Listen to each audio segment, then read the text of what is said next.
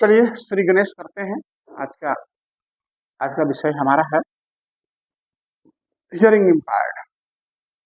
देखिए and definition hard of hearing. कुछ बातें आप लोगों को समझ में आ रही होगी। अब बताना यह है कि है क्या है हियरिंग इम्पायर्ड। हियरिंग इम्पायर्ड है, आप सुनते हैं कम सुनाई पड़ता है, कोई को कहता है ऊंचा सुनाई पड़ता है, सब इसी हियरिंग इम्पायर्ड में आते हैं, श्रवण बाधित में आते हैं। लेकिन हम आप लोग बताए हैं कि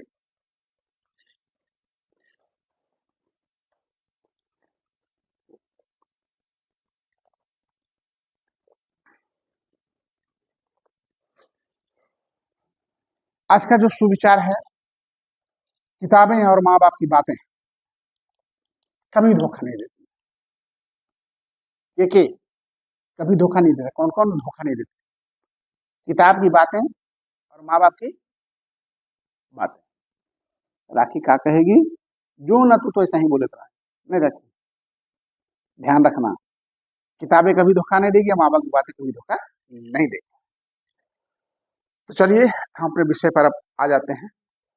श्रवण बाधित वह स्थिति है जिसमें व्यक्ति को आवाजें सुनने में कठिनाई होता है, या कम सुनता है, हल्का सुनता है, या पूरी तरह से सुनाई नहीं देता है, जिसको डेफनेस नहीं कहते हैं। यह जन्मजात भी हो सकता है और जन्म के बाद भी हो सकता है, यानी एक्वायर्ड भी हो सकता है और कॉन्जेनिटल भी हो सकता है। मैं आपको बता चुका हूं एक्वायर्ड और कॉन्जेनिटल। एक्वायर्ड जो जन्म के बाद होता है, और कॉन्जेनिटल जो जन्म से होता है। तो हियरिंग दोनों तरफ से हो सकता है, जन्मजात भी हो सकता है और जन्म के बाद भी हो सकता है। अब देखिए, आइए टाइप्स ऑफ हियरिंग। ये तो आप समझ गए क्या है हियरिंग। टाइप्स ऑफ हियरिंग की हम चर्चा करेंगे। हियरिंग इम्पैक्ट के प्रकार, हियरिंग इम्पैक्ट, हियरिंग इम्पेयरमेंट। तो हियरिंग इम्पेयरमेंट जो है, पहला हार्ड ऑफ हियरिंग होता है, दूसरा पूर्ण तरह से जो है आपका डिफ होता है। तो हार्ड ऑफ हियरिंग क्या होता है कि आवाजें सुनाई देती है पर साफ सुनाई नहीं देती है। ऊंची आवाज आने सुनने के लिए हियरिंग एड की जरूरत है, या थोड़ा जोर से बोलोगे तो सुनाई देता है। नहीं कहते हैं क्या बोल रहा हूं, ठीक से बोला, इसका मतलब है वो सुनता है और थोड़ा कम सुनता है। बातचीत समझने में दिक्कत, हाँ क्या बोले, तो यह समझिए कि वो जो है हार्ड ऑफ हियरिंग है। डेफ, पूर्ण बधिर व्यक्ति को बहुत कम या बिल्कुल आवाज सुनाई नहीं पड़ता। हार्ड ऑफ हियरिंग में क्या था, आवाजें सुनाई पड़ती है, कम सुनाई पड़ती है, वो समझ नहीं पाता है। लेकिन इसमें क्या है कि बहुत कम सुनाई देता है, यानी बिल्कुल भी नहीं सुनाई देता है। ठीक है, यानी साइन लैंग्वेज या विजुअल कम्युनिकेशन की जरूरत पड़ती है। साइन लैंग्वेज या विजुअल कम्युनिकेशन से काम किया जा सकता है। अब कॉज ऑफ हियरिंग इम्पेयरमेंट, क्या कारण है? तो हियरिंग इम्पेयरमेंट के जो कारण है वह इस प्रकार है। जन्म के समय सुनने की समस्याओं में समस्या, यानी जन्म के समय जो सुनने वाली नसें हैं उसमें समस्या हो, गर्भावस्था के दौरान संक्रमण या माँ के गर्भ में कुछ संक्रमण हुआ हो, कान में तेज शोर, क्या करें जी, बहुत कुछ कान में टिस टिस करते रहता है, यह भी हो सकता है। और कान में संक्रमण कोई इन्फेक्शन हो जाए। दवाओं का साइड इफेक्ट भी होता है जिसके कारण आप डेफ हो सकते हैं, हियरिंग इम्पेयर हो सकते हैं। सिर में चोट, सडन लॉस ऑफ हियरिंग, और चोट लगा तो एक सुनने की क्षमता जा सकती है। और एज रिलेटेड लॉस, जैसे जैसे एज बढ़ेगा 60, 65, 70, 65, 70 के बाद सुनने की क्षमता, देखने की क्षमता, समझने की क्षमता अमूमन थोड़ी कम हो जाती है। अब इसके लक्षण क्या है? Symptoms of hearing impair. जो हियरिंग एम्पायरमेंट होते हैं, श्रवण बाधित होते हैं, उनके लक्षण कैसे समझें कि हियरिंग एम्पायरमेंट है? हमने तो भी कुछ बताया, उसे भी समझ गया होंगे। तो देखिए, आवाज जो है वे लोग धीरे सुनते हैं। इसके बाद टीवी, मोबाइल की आवाज थोड़ा जरूरत से ज्यादा तेज करके देखते होंगे। बातचीत में शब्द को नहीं समझ पाना, बार बार पूछना क्या बोले।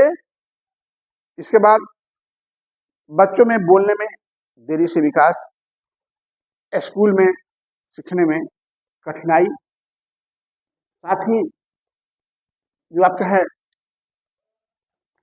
अब ये कैसे अपना जीवन की नैया को चलाएंगे, कैसे कम्युनिकेट कर पाएंगे। एड्स ऑफ हियरिंग एम्पायर, इनको क्या सहयोग हम देंगे जो सामान्य ढंग से हम आपसे कम्युनिकेट कर सकते हैं।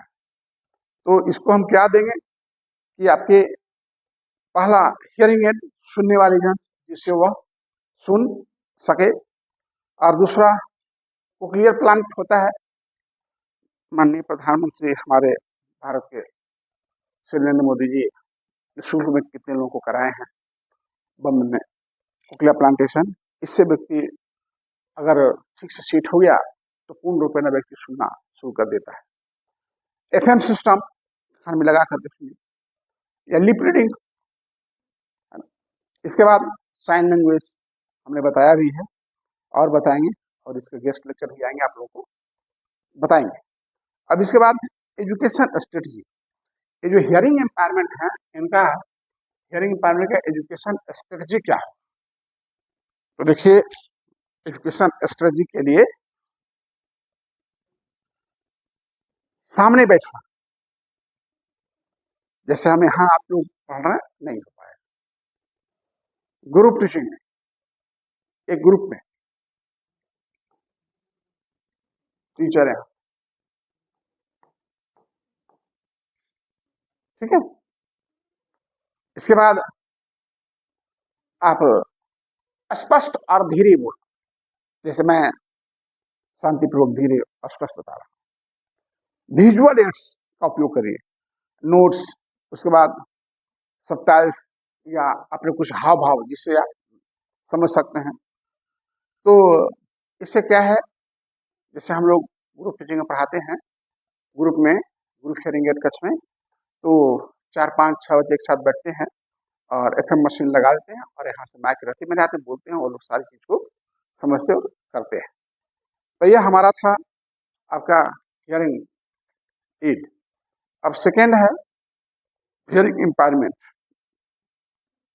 और अब deafness and hard of hearing की हम बात करेंगे।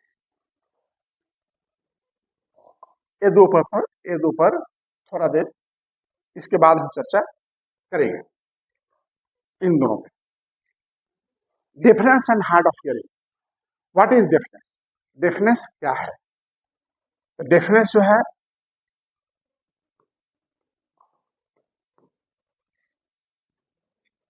अभी हम संक्षिप्त शब्दों में बता चुके थे आपको कि श्रवण बाधित की श्रेणियां, उसकी भी कैटेगरी है, लेकिन दोनों में सुनने की कमी का स्तर अलग अलग होता है।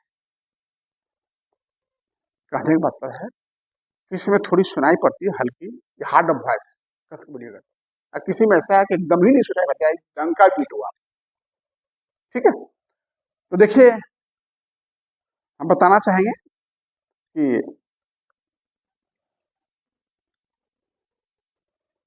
डेफनेस वह स्थिति है जिससे व्यक्ति को बहुत कम या बिल्कुल ही सुनाई नहीं देता है, बहुत कम सुनाई देता है या बिल्कुल भी सुनाई नहीं देता है। डेफनेस ये है। इसके बाद अब जो है विशेषताएं क्या है,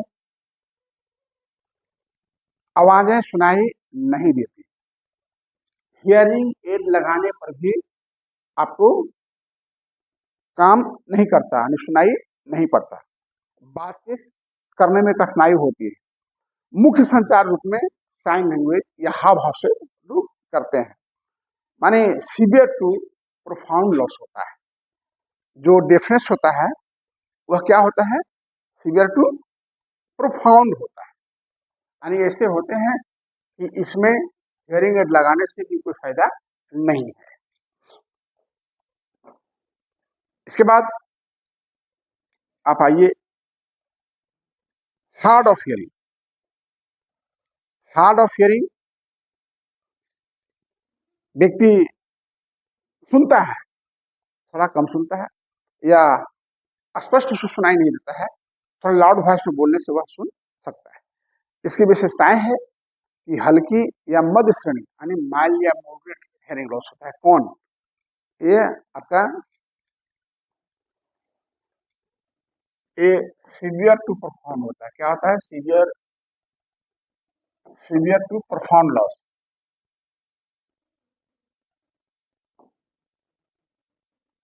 सीवियर टू प्रोफाउंड लॉस होता है इसमें, डेफनेस में। हार्ड ऑफ हियरिंग में जो है इसमें माइल्ड मॉडरेट होता है, माइल्ड एंड मॉडरेट लॉस।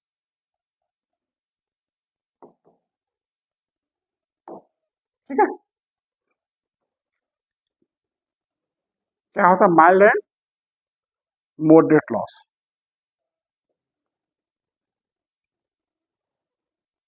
अब आप समझ गए होंगे भाई जो डेफनेस है वो 100%, इसलिए वह सीवियर और प्रोफाउंड की कैटेगरी में आता है, गंभीर और अति गंभीर। और ये जो है माइल्ड और मॉडरेट, मध्य में आता है। माइल्ड माने हल्का और मॉडरेट माने मध्य, हल्का और मध्य में आता है। इसमें हियरिंग एड या एफएम लगाने से लाभ मिल सकता है, बच्चे व्यक्ति सुन सकते हैं और बातचीत समझ सकता है, लेकिन ध्यान से सुनना पड़ता है। धीरे धीरे स्पष्ट बोलने पर शब्द समझ में आने लगता है। अब देखिए दोनों में अंतर, आप खुद अंतर निकाल लेंगे, थोड़ी सी मैं बता देता हूं। डेफनेस जो है सुनने की क्षमता बहुत कम होता है या बिल्कुल नहीं सुनाई पड़ता है, परंतु जो हार्ड ऑफ हियरिंग है इसमें कुछ व्यक्ति कुछ हद तक सुन सकता है।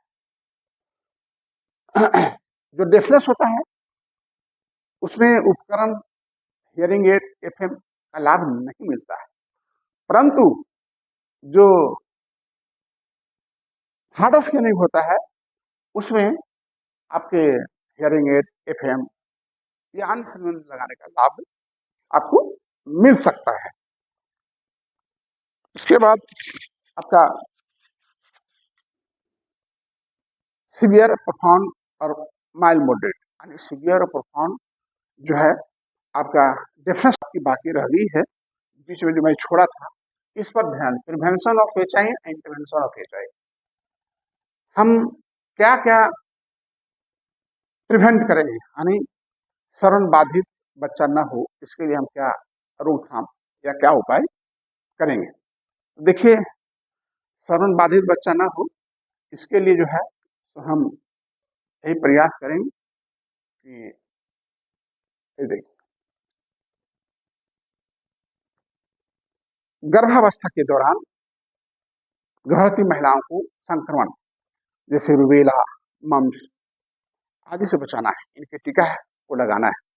रूबेला क्या है, मम्स क्या है, मैं भली भांति आप लोगों को बता चुका हूँ, हमारे यूट्यूब न्यूज में ऑलरेडी दिया हुआ है।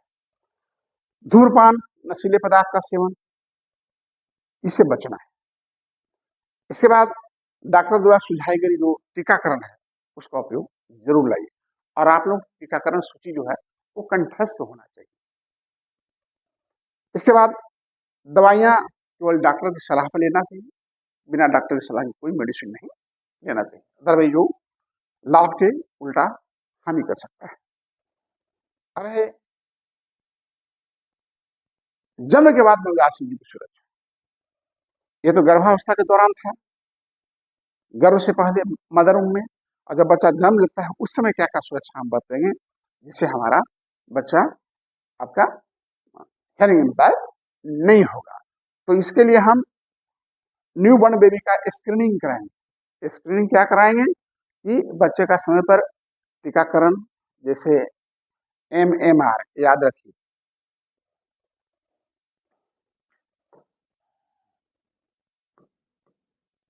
MMR, एक नंबर आ जाता है इसमें, आपको एक नंबर आ जाएगा MMR। अब MMR क्या है? तो measles, mumps, rubella. M for measles, M for mumps, R for rubella. Measles, mumps, rubella, यह एक टीकाकरण है जो अवश्य कराना चाहिए। और एक आपका निमोकल टीकाकरण है, ये भी कराएं। इसके बाद आपको HIV, हिब कभी कभी दे देता है, ये सब बहुत आपको याद रखना पड़ेगा।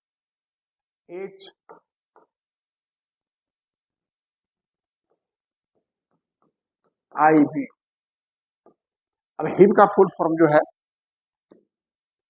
Haemophilus influenza type B।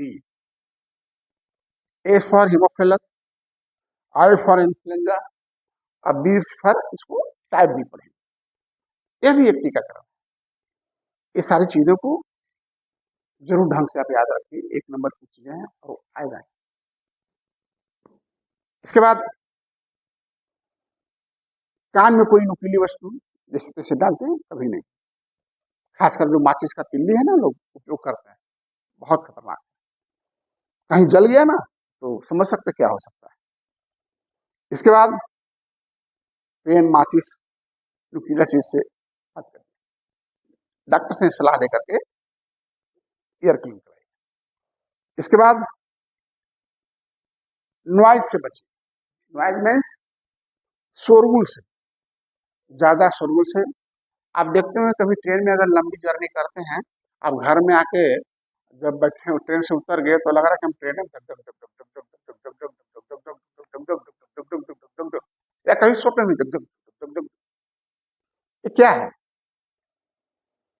ये क्या है कि आप शोरगुल में भी ज्यादा शोरगुल शहर में रहते हैं तो डिफरेंस की समस्या हो सकती है। डीजे, फटाके, हेडफोन, है ना, आजकल लोग 24 आवर लगाए रहते हैं, रोड पर चलें, गाड़ी चलाएं। ईयरफोन, वॉल्यूम 60% से कम और 60 मिनट से कम, यानी 60 to 60%। तेज सुर वाले स्थानों पर आप एयर प्लग या एयर मफ का उपयोग करिए। एयर प्लग आप समझते हैं, एयर मफ आप समझते हैं, बहुत शोरगुल जगह पर है तो लगाइए, और डिफरेंस शोर आपके पास नहीं आएगा। इसके बाद कान में संक्रमण से बचाव। यदि आपको कान में कोई संक्रमण है तो इसे कैसे बचाएंगे? कान में पानी भरने से बचाएं, हार्म करेगा। सर्दी, खांसी, कान दर्द या कान बहना, तुरंत आप ENT से संपर्क करिए। इससे संपर्क करिए ENT, एक नंबर मिल जाएगा भैया फ्री में, मुफ्त। E for year, N for knows, T for throat. इसको ENT specialist, ear nose throat मिले। मधुमेह और एलर्जी को नियंत्रण में रखें, नहीं तो इसमें भी आंख और कान में जो है संक्रमण हो सकती है और जिसके कारण सुनने में समस्या हो सकती है। इसके बाद दवाइयों का सुरक्षित उपयोग। कुछ कुछ दवाइयां हैं, हम इसके पूर्व हम बताए हैं आपको, जिससे आपका ऑटोक्सिक ड्रग्स हैं जो, और कुछ आपका एंटीबायोटिक्स जैसे इम्यूनोलॉजिस्ट, तो ये सब जो है आपके हेयरिंग क्षमता को इफेक्ट करते हैं। कैंसर की दवाइयाँ, हाई डोज वाली पेन किलर, ज़्यादा पेन किलर नहीं खाना चाहिए। हाई डोज वाला पेन किलर है तो वो आपको इफेक्ट कर सकता है, आपको आई, हियरिंग, एनीथिंग। इस बार कभी भी बिना डॉक्टर की सलाह का दवा ना लें। कितने लोग होते हैं मेडिकल में चले गए, अरे भाई भाई माथा दर्द होगा दवाई को जो दर्द, ऐसा नहीं होगा। 4 दिन से लूज मोशन दीजिए ना, कोई रुक जाना चाहिए, खाली उसको रुकने से मत करो। ये नहीं जानता है कौन दवा दिया है, इसका क्या साइड इफेक्ट होगा, इस पर ध्यान रखना बहुत जरूरी है। चिकित्सक की सलाह अति आवश्यक है। इसके बाद अपात English, sudden loss of hearing is called aphasia. अगर आपका एकाएक सुनने की क्षमता चला जाता है तो उसे क्या कहते हैं, अफेजिया। ये बताया वो चीज है, क्वेश्चन भी आता है, व्हाट इज अफेजिया। अफेजिया क्या है? जब किसी मान लिया कोई रात में छत पर सोया है और छत में वो रेलिंग नहीं है और हाथ में पेशाब करने को उठा, नीचे लुढ़क गया, चोट लगा, हॉस्पिटल है, वो जो गिरा और उसके बाद इसका तो आवाज ही नहीं आया, सुनना ही बंद हो गया। जिसको called sudden loss of aphasia. तो ये जो है आपका इंजरी से बचाना है। सिर पर कभी कान पर कस के चोट लगने वाली, एयर ब्लॉक होगा तो कान फटने की डर, पर्दा फटने की डर रहता है। इसके बाद हाथों से बचाव, ऐसा कोई बहुत बड़ा हादसा नहीं हो जिसमें। इसके बाद बाइक चलाते समय हेलमेट अवश्य पहने, नहीं तो काल तो मर्रा रहा है, बस काल खोज रहा है कौन मिले कि उसको उठा के पटक दे, है ना। काल तो घूम रहा है, किसके सिर आएगा वो कोई नहीं जानता। काल से बचने के लिए अपना उपयोग जरूर रखें।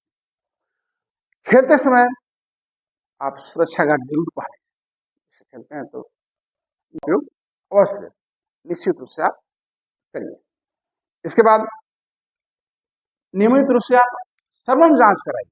श्रवण जांच, बच्चों की सुनने की जांच हर 3 से 6 महीने पर, साल में 2 बार तो जरूर कराएं। इसके बाद बुजुर्गों और जो शोर के जगह में काम करते हैं, जैसे फैक्ट्री में, जैसे हम कोलियरी है, कोलियरी के नीचे जो काम करते हैं, तो उनको साल में 1 बार जरूर कम से कम अपनी श्रवण शक्ति को जांच कराना चाहिए। तो जांच किससे कराएंगे, ऑडियोलॉजिस्ट, जिनके पास डिफरेंट टाइप्स के ऑडियोमेट्री होती है, speech audiometry, impedance audiometry, there are so many test. हम बता चुके हैं, इस पर लंबी चर्चा पहले कर चुके हैं कि जन्मते बच्चे को भी सब कुछ चेक किया जा सकता है।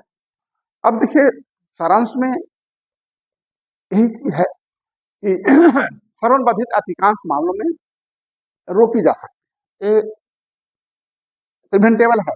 कैसे प्रिवेंटेबल है, समय पर टीकाकरण कराइए, कान में संक्रमण होने से बचाइए, शोरगुल से सुरक्षा रखिए, दवाओं का सुरक्षित उपयोग करिए और नियमित श्रवण जांच कराते आप रहिए। तो आप जो हियरिंग इम्पेयर है उससे आप रुक सकते हैं, बच सकते हैं। अब है आपका जो छूट गया था सेकेंड, वह देखिए, यह है इंटरवेंशन ऑफ इंटरवेंशन ऑफ देखिए intervention of hearing empire, intervention of hearing empire, intervention of hearing impaired. अब क्या है इसमें इंटरवेंशन ऑफ, आप जानते हैं, yearly identification and intervention screening, very good. जन्म के तुरंत बाद न्यू बॉर्न बेबी को हियरिंग स्क्रीनिंग करवाना। हियरिंग स्क्रीनिंग क्या होता है, बच्चा सुन पा रहा है कि नहीं पा रहा है, उसके लिए बहुत सारा मशीन है जिसका नाम अभी तक मैं बताया हूँ, और कई एक बार इसको अपना वीडियो बनाने के वक्त में हम इसको बता चुके हैं। हमारा आने समय जाकर देखिएगा, आपको मिलेगा। 0 से 6 महीने में सुनने की समस्या अवश्य पहचानना, समय पर पहचानने से भाषा का विकास बेहतर होगा। अगर समय से आप जान जाएंगे कि बच्चा हमारा सही ढंग से सुन रहा है नहीं सुन रहा है। मेडिकल इंटरवेंशन, मेडिकल इंटरवेंशन क्या है कि कान में जैसे संक्रमण है तो चिकित्सक से आप संपर्क करिए, और जो है जैसे ईयरवैक्स कान में, क्या बोलते हैं हम लोग उसको, कान से निकालते हैं, कन्हुआ, है ना, कन्हुए बोलते हैं कान में, तो ईयरवैक्स जो है उसको आप निकलवा सकते हैं। अपने से प्रयास मत करिए। और जो फ्लूइड है, कभी कोई फ्लूइड हो जाता है, उसको भी चिकित्सक से मिलकर निकलवाने का प्रयास करिए। आवश्यकता अनुसार दवाइयाँ सर्जरी ही और चिकित्सक के सहयोग से ले सकते हैं। इसके बाद जो टेम्फोनिक मेम्बर है, नान है, जो टेम्फोनिक मेम्ब्रेन है, एक पतली झिल्ली है जो सुनने में महत्वपूर्ण भूमिका निभाती है। हाँ, और इसका समस्या होने पर जो ऑस्टियोपोरोसिस होता है, तो इसकी समस्या होने पर व्यक्ति सुनने में असमर्थ हो जाता है। और ये जो आपका अभी मैं बताया हूँ, जो टेम्पैनिक मेम्ब्रेन्स है, यह सुनने में अहम भूमिका निभाती है, लेकिन ये बहुत पतली झिल्ली टाइप की, जो आपकी बाहर की आवाज को अंदर तक ले जाके ब्रेन में भेजती है। और हियरिंग एड जो है वो सुनने की क्षमता को बढ़ाता है। बच्चे के उम्र के साथ सही मॉडल देना, यानी बच्चे को पता नहीं कि हियरिंग एड आपको दे दिया, ले लिया, पहन लिया, ऐसे नहीं होगा। हम अपने रिलेशन में एक बुजुर्ग आदमी थे, तो उनको हमने हियरिंग एड दिया, और जब हियरिंग एड दिया लगाइए, तो वो बोले हैं तो बहुत अच्छा है, बढ़िया सुनाई पड़ता है। तो चूंकि ऑडियोमेट्री से जांच करके हमने दिया था हियरिंग एड, कौन से हियरिंग एड लगेगा हमारे सिविल परफॉर्म वाला। लेकिन कुछ दिन बाद वो अपना जांच कराने पटना गए, और जांच कराने गए तो जब जांच कराने के दरमियान में वो डायरेक्ट वो बीपी बढ़ा दिया, जिसके कारण बोले अरे बाप रे बाप, अब हम नहीं हियरिंग ना, ये तो पूरा लगता है अशोक राजपाल का पूरा रोडे कान में हिल गया है, उनको लूज मोशन हो गया, साफ हो गया, पैखाना हो गया। तो इस पर ध्यान रखना होगा कि हम हियरिंग एड जब किसी को दे रहे हैं तो ऑडियोमेट्री से चेक करके ही देना है कि कौन सा उसको हियरिंग एड, किस लेवल का हियरिंग एड उसको सूट कर रहा है। ऐसे देने से कोई फायदा नहीं है। लोग शौक से ले लेते हैं, बात अलग है, पर वो काम नहीं कर पाता है। और हियरिंग एड देने के बाद ऐसा नहीं कि आपको दे देगा तुरंत सुनना शुरू, उसके साथ भी थोड़ी सी स्पीच थेरेपी ट्रेनिंग की आवश्यकता जरूर पड़ती है, जो स्पेशलिस्ट है वो देंगे। अब यहाँ बात होती है कि हियरिंग एड का हम नियमित बैटरी जांच भी कराते रहिए। आप देखिए, मैं आप लोगों को दिया भी हूँ प्रैक्टिकल के रूप में कि इसकी आप जांच, इसमें टेक्निक दिया हुआ है कौन कौन हियरिंग एड, किस प्रकार के हियरिंग एड है, और हियरिंग एड का कैसे सफाई करेंगे, उसका जो कैसे ईयर मोल्ड है उसको कैसे सफाई करेंगे, सारा चीज हमने ट्रेनिंग में बताया है। इसके बाद अब है कोक्लियर प्लांटेशन। तो जो कोक्लियर इम्प्लांटेशन है, इसमें गहरे या गंभीर, माने जो मैंने बोला था ना सीवियर और प्रोफाउंड, यानी सीवियर और प्रोफाउंड हियरिंग लॉस होगा, उनके लिए यह कोक्लियर प्लांटेशन है। और सर्जरी के बाद आप ऑडिटिव थेरेपी अनिवार्य है। ऐसा नहीं कि इनको कोक्लियर प्लांटेशन करा लिया तब सुनना शुरू नहीं, उसके बाद भी उनको जो है ऑडिटिव थेरेपी की आवश्यकता है। जो मैं बोल रहा हूँ कुछ चीजें बहुत ध्यान दीजिए, ऐसा नहीं कि मशीन दे दी सुनने लगा, सो नहीं होगा, उसके सब ट्रेनिंग देना पड़ेगा। कोक्लियर करा दिए सुनना सुनने, ऐसा नहीं, थोड़ा सा 2-4-6 महीना उसको ट्रेनिंग देने की आवश्यकता पड़ती है, तब जाकर सुनना शुरू करता है। इसके बाद ऑडिटरी ट्रेनिंग। ऑडिटरी ट्रेनिंग क्या है भैया? ध्वनि को पहचानना, हम क्या बोल रहे हैं, सुनने के अभ्यास, हियरिंग एक्सरसाइज, चलने का अभ्यास होगा ना, सुनने का अभ्यास होता है। और ध्वनि पहचान से भाषा विकास क्या होता है, वो तेज होता है। ध्वनि को जो समझिएगा तभी, देखिए हमने कई बार बताया है कि बोलने में 3 प्रोसेस है, पहला सुनना, दूसरा समझना, तीसरा बोलना। तो जब तक सुनिएगा नहीं तो समझिएगा नहीं, समझिएगा नहीं तो बोलिएगा नहीं।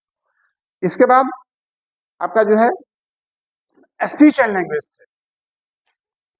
स्पीच एंड लैंग्वेज थेरेपी, ये स्पीच एंड लैंग्वेज थेरेपी जो है ये भी अति आवश्यक है। क्यों आवश्यक है? क्योंकि भाषा को समझने, कौशल को समझने और क्वेश्चन थेरेपी बहुत काफी, इससे उच्चारण में सुधार होता है।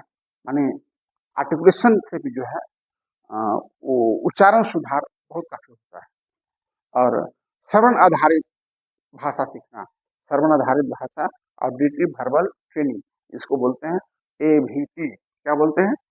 AVT। देखिए AVT, एक नंबर मिल जाएगा, फुल फॉर्म सिर्फ आप लिख देंगे। तो ये होता है ऑडिटरी वर्बल थेरेपी, भाषा सिखाना।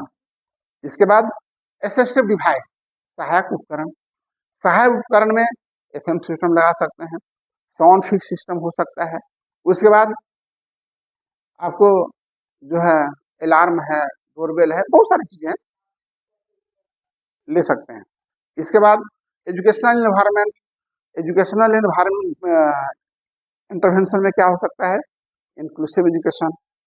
इसके बाद रिसोर्स सपोर्ट होना चाहिए, उसको पढ़ाने के लिए स्पेशल टीचर होना चाहिए, और इसका जो आईटी प्लान है, यूटिलाइज एजुकेशन प्लान, साथ में ये भी होना चाहिए।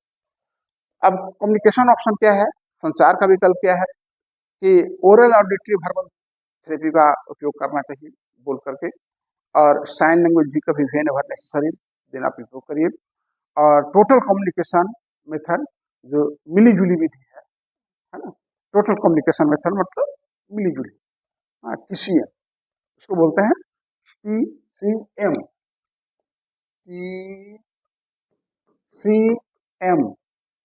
टोटल कम्युनिकेशन मेथड, यानी मिली जुली विधि के द्वारा उसको ट्रेनिंग दे सकते हैं जिस तरह से आपको आसानी बुझाए। उसके बाद आप पेरेंट काउंसलिंग ट्रेनिंग बहुत जरूरी है। माता पिता कहेंगे भाई साल भर से ट्रेनिंग दे रहे हैं, कोई विकास नहीं हो रहा है, तो भाई इसमें धैर्य रखने की जरूरत है। धैर्य रखेंगे तो निश्चित विकास होगा। तो माता पिता को उपकरण उपयोग करने के सिखाना, आप स्कूल में कर रहे हैं या आपका क्लिनिक है वहाँ कर रहे हैं, लेकिन घर में वो कर रहा है नहीं कर रहा उपयोग, उसको भी माता पिता को ट्रेनिंग देना होगा, कैसे आप जानेंगे उपयोग करेंगे। घर पर भाषा का अभ्यास कैसे करेंगे। इसके बाद बच्चे के साथ नियमित संवाद हम कैसे बढ़ाएं, ये सारी चीजें बहुत जरूरी है। अब हम एक कंक्लूजन निष्कर्ष में बताना चाहेंगे कि श्रवण बाधित का प्रभाव तभी कम होगा जब समस्या जो जटिल है वो पहचानी जाए, समस्या समझ में आ जाए, तो भाषा विकास उसका हो जाएगा। उचित उपकरण दिए जाएं, स्पीच थेरेपी और एडिट ट्रेनिंग नियमित हो, और परिवार और स्कूल का सहयोग मिलता रहे। तो हमारा आज का जो hearing impact and deafness and hard of deafness जो विषय था वह समाप्त होता है। तो चलिए सभी को नमस्ते, प्रणाम, सलाम, जोहार, जय हिंद, वंदे मातरम। कौन सा है इंटरवेंशन, डेफनेस, हियरिंग?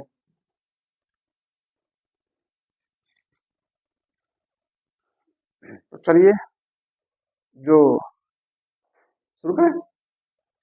अभी जो आपको हम बताए हैं एक AI के सहयोग से प्रेजेंटेशन में आप कुछ समझ सकते हैं। देखिए, एक संवेदनशील और जानकारी पूर्ण यात्रा, जहां हम समझेंगे कि श्रवण बाधित क्या है, इसके प्रकार, कारण और सहायक उपाय के बारे में जानेंगे। तो देखिए,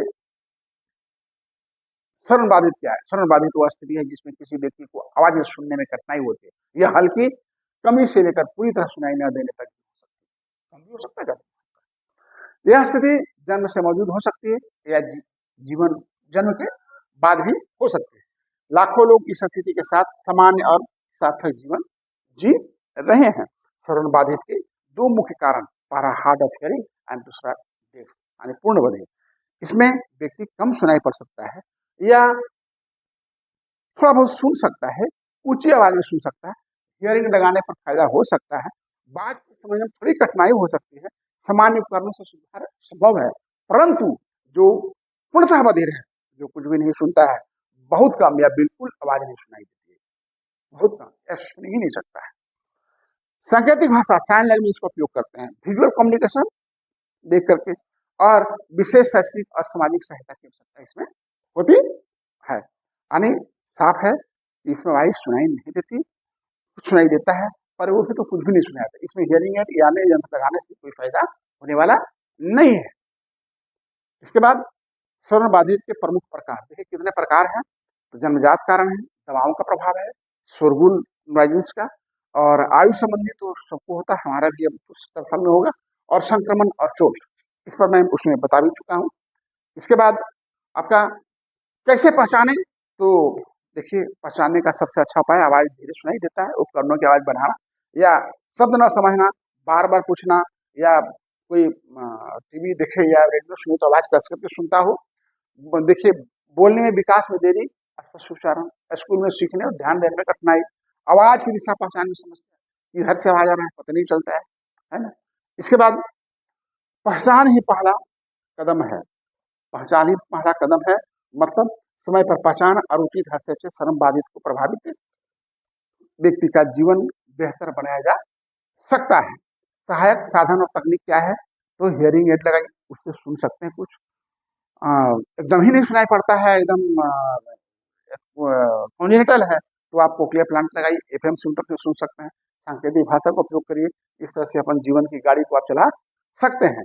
लिप रीडिंग के द्वारा भी हो सकता है। देखें, कुछ ठीक। इस शिक्षा में सहायक रणनीतियां क्या है?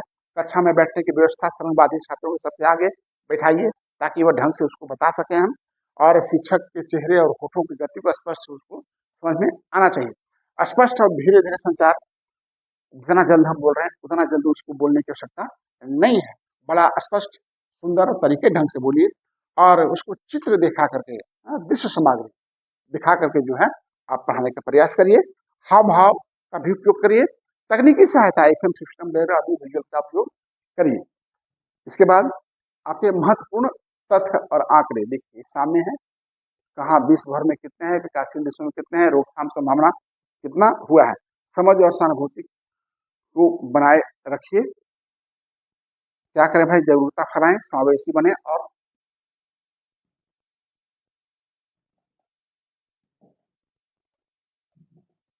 कहाँ रखी? Deafness, deafness